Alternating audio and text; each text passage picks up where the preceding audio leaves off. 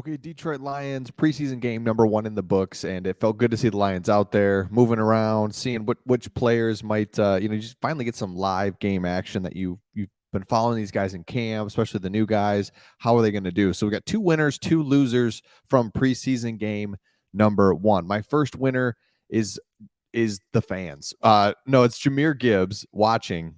Jamir Gibbs, you're like, yep, awesome. And he didn't do a whole lot, but I say the fans because we got to see that he's going to be like legit. So we already knew that and the whole thing, but it's like, all right, you can just tell like he is one burst away from taking it. And I just love the way that he catches the ball. He's so smooth, so easy. So for the fans, it was fun for them to all this hype, all this excitement through training camp, through the draft, all the stuff to get out there, finally see it. So #1 is Jamir Gibbs, and the fans get an opportunity to see him and an opportunity to see what he might be able to do. The number two winner is, and Pride Detroit's got this one, Julian Agholor. Which, we've got so much depth now in the defensive line, but who's going to actually like play well? Which Aquara brother? Is it Charles Harris? Who's going to come out of the woodwork? Is it James Houston's going to make a rise? James Houston really isn't playing that well in training camp, hasn't taken that next step like we hoped he would. So Julian Agholor, just to see him really, get around the Giants tackles quite easy there a few times. And then, he was able to sack the quarterback to make it a long 4th and long at the end of the game.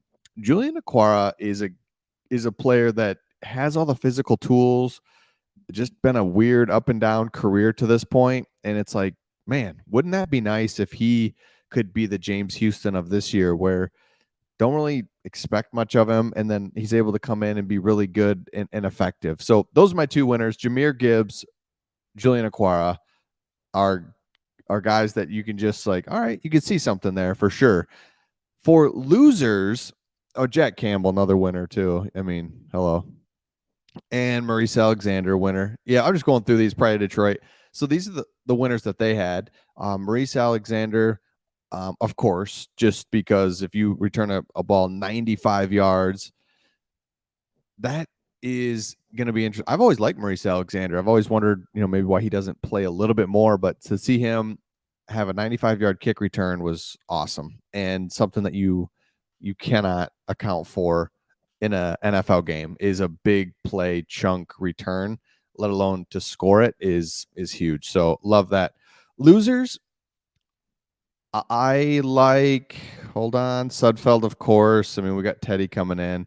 But I thought this is good from prior to Detroit, and then I got one on my own, is Muhammad Ibrahim is a guy that we all were really excited about, in Jameer Jefferson as well. And, there's a huge opportunity, as a lot of the guys, we know our top two running backs, and then Craig Reynolds is injured, Justin Jackson retired. So, just would hope for somebody else to really start rising up here, and didn't see it quite yet. So Ibrahim was a little dinged up, didn't play much, and though he did get in there, he didn't do much on the stat sheet, just 4 carries for 9 yards. And then Jefferson didn't play tonight as well. So while Reynolds not playing hurts him too, the number 3 running back is just still wide open. So would like the running back position to open up a little bit, because we know that in the NFL you've got your top 2 running backs, which is great to have, but you're going to have injuries at the running back position. There's going to be something. So you really want an opportunity to have somebody else. And then, yeah, I think for me, it's not necessarily a loser, but I guess I will piggyback on the Sudfeld thing, just because you really see that drop off with the second team, especially a second team quarterback. It's like, oh my goodness.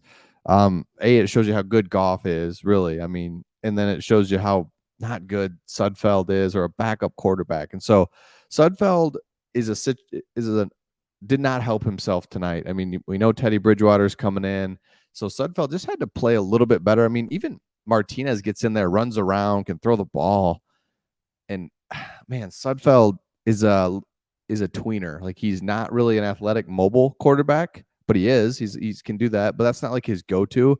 And but he doesn't have a strong, great arm, accurate guy either. So it's like, all right, you're a running quarterback. Nah, I can't really do that. Okay, so you're a good pocket passer. Yeah, I can't really do that either. Okay, so Sudfeld really hurt himself. So I'd hope to see the Lions, get Teddy Bridgewater. I think that's a huge deal because we've put too much work into this, and we've got too good of a team to let the season just tank if something was to happen to Goff for 3, 4, or 5 weeks. I mean, if Goff goes out for the season, then there's nothing you could do.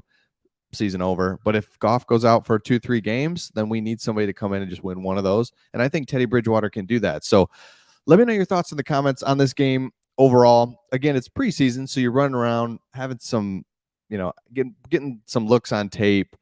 There's no game planning. You're trying to, coaches are like trying to do everything they can to not have a tie. We went for 2. We're not going to tie. We're going for it. So, you're doing a lot of different things. I mean, Dan Campbell even said in his press conference that Sudfeld interception, though, was kind of on the coaching staff. They were trying to draw him off sides.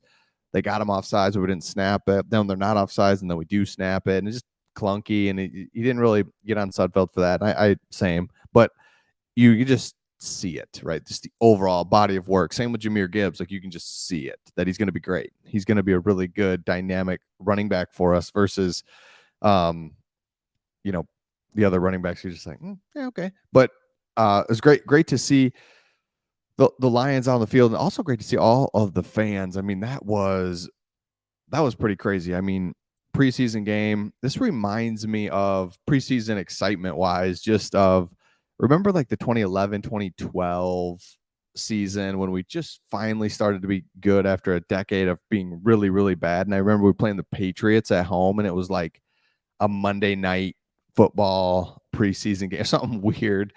And it's preseason. And I mean, the crowd is into it. I mean, it wasn't like that tonight, but we're just dying to win and dying to see a really good competitive team. And all of a sudden the Lions have that. And we're so like, and it just, we get how real this one is this time. And it really feels good to see all the fans out there, to see everybody really having fun and excited for the Detroit Lions. So if you're new to our channel, we make Pistons videos, we make Lions videos. Right now, we're all about the Detroit Lions as we head into the season. So the next preseason game, we're going to have another round of joint practices and then another preseason game. So I don't think we're going to see like the main starters at all in preseason. I could be wrong on that, but I think the joint practices thing is where they're going to get their work in a controlled environment, and then let the younger guys run around in the game. I think so. Let me know your thoughts in the comments.